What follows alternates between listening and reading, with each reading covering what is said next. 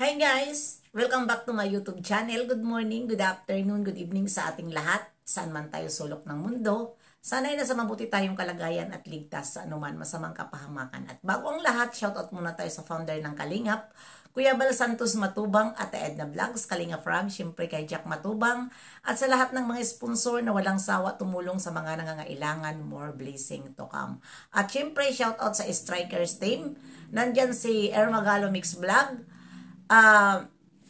Cell TV PH, Hayat's Mix Vlog, Selena Barbusa, Pexi Lixi, and Maria Ligaspi Vlog. At syempre, ako. At yan, shoutout nga tayo kay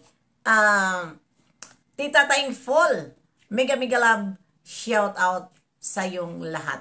At syempre sa mga nakabidye sa akin, Happy New Year sa inyong lahat. Ayan, ano ngayon ang ating topic na naman nandito sa ating thumbnail. Andyan si Kafudi at si Kalingap Ido and Kuya Putput. Sila ngayon ang ating topic dahil nga dito nga sa dalawa ay na-block ng dahil lang sa sponsor. Eh di wow! Ano, ikaw na talaga na sponsor ang sakalam. Ano? Isa, laban sa lahat. Ikaw na ang nagwagi. Ano? Dahil nga sa nangyayari ngayon ay, ayan, masaya ka sa nangyayari ngayon dahil, kung baga, ikaw ang kinampihan. Ano, halata naman, sabihin na lang natin na kinampihan dahil halata naman na ikaw talaga ang pinagtatakpan dyan sa ginawa mo. At ayan naman sa akin na part kung halimbawa man ako ay i-block ni Kalingap Ido, block lang yan sa YouTube. Pwede naman ako magsuporta sa kanya. Tulad ng panunood ko, no skip ads at pag-like. At hayaan na natin dahil ganun talaga. Kapag ang tao ay may mga paborito, lahat naman tayo, 'di ba? Lahat naman tayo ay kanya-kanya tayong paborito sa mga kaibigan natin. At siguro ko, ayun na nga, yan ang malapit sa kanya at yan lagi ang nakakausap niya. At kung mayroon siyang mga kailangan tungkol nga dito sa kanyang mga beneficiary, ito siguro ay madali niya daingan.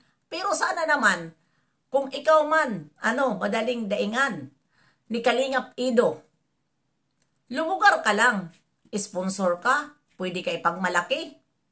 Huwag kang gumawa ng ikakasira dito sa taong nagmamahal sa'yo at pinagtatanggol. Dahil, di ba, Madam Sponsor, 2 beses ka na pinagtanggol ni Kalingap Ido. Sana naman, yan naman ang isipin mo. Na nabas ka ng karamihan? At ano ang ginawa mo nung nabas ka sa karamihan? Di ba? Masaya ka dahil pinagtanggol ka at nanggamit sa mga walang alam. Di ba? Kung naririnig mo nung pinasalita si Bibi Bianse, di ba? Unang salita ni Bibi Bianse, ayaw ko na, ayaw ko na, ayaw ko na.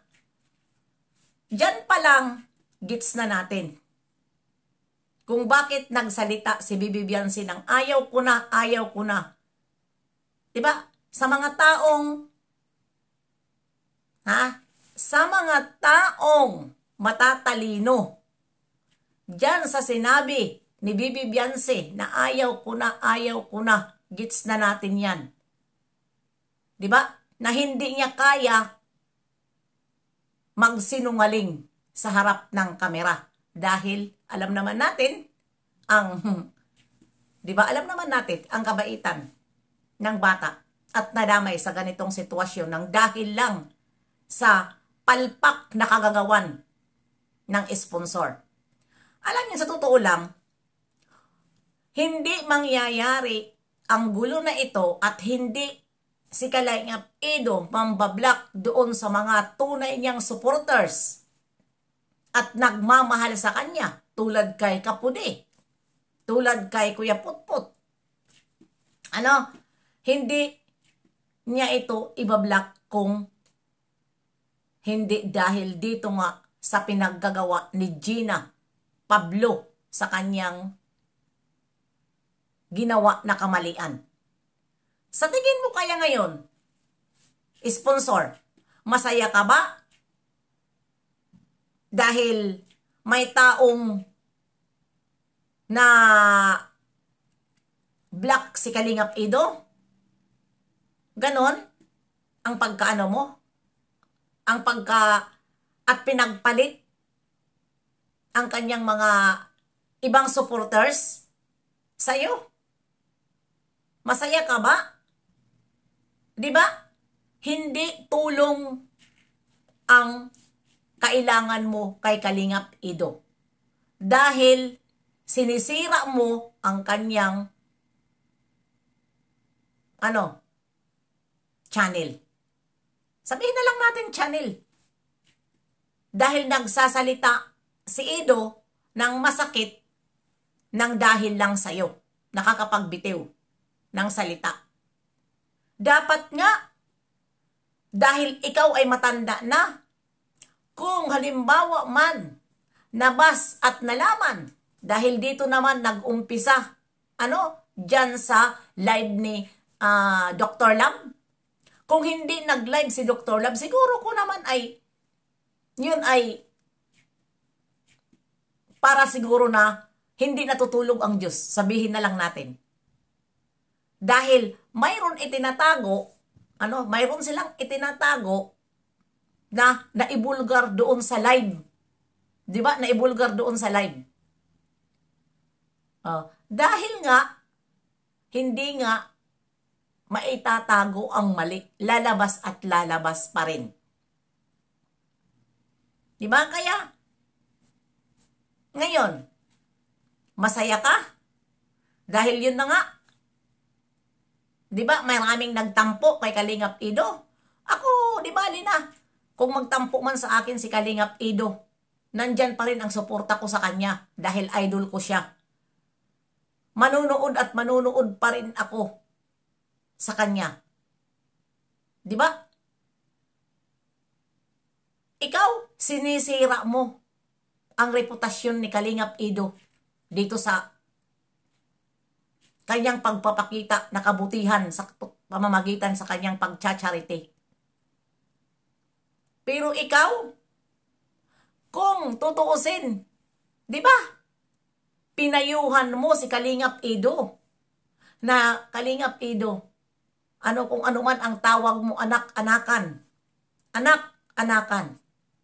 Huwag ka na lang magsalita.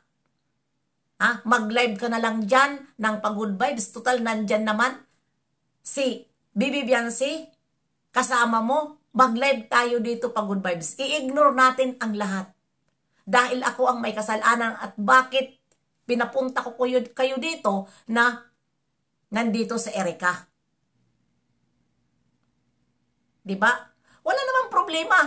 Kahit nandyan si Erica, kung ibinulgar nyo at kasama rin dyan sa pagla-live, ipinakita nyo.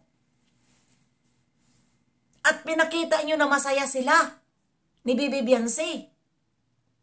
Hindi sana masaya ang lahat. Diba? Sabihin mo na pasensya na. Dahil hindi ko na iba ang schedule, dapat nga iba ang schedule ni Erica at iba sa inyo. Pero pinagsama mo. Balit ako pupunta ka ng dait. Hindi sana. Hindi mo na pinapunta sa Erica. Ikaw na lang ang nagpunta ng dait. Makipag-meet kay Erica. Diba? Wala eh. Porkit sponsor, paimportante, siya ang pupuntahan. Sa bagay, ika nga sa sinabi ko kanina, close kayo na close mo na anak-anakan si Kalingap Ido. Kaya ganun. Di ba? Kaya, yan, ang nakikita ko sa'yo, sponsor, masaya ka sa nangyari. Di ba? Masaya ka. Doon ka magsuporta sa gusto mong suportahan at doon ka manggulo. Huwag mong guluhin si Kalingap Ido.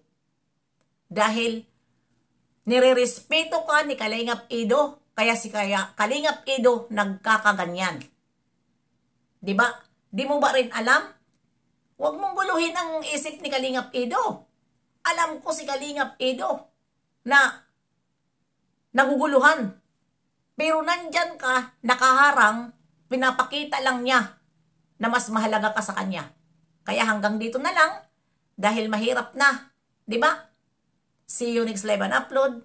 God bless sa ating lahat. At ito ay unang vlog ni Banat Bagsik 2025. Ang hindi pa nakasubscribe sa akin, subscribe na kayo, mga kabibibiyansi, mga Danjoy, mega love shout out. At mag-uumpisa tayo sa 2020, nitong 25 na Danjoy at Baby Biancy at iba pa na mga angels. Bye-bye!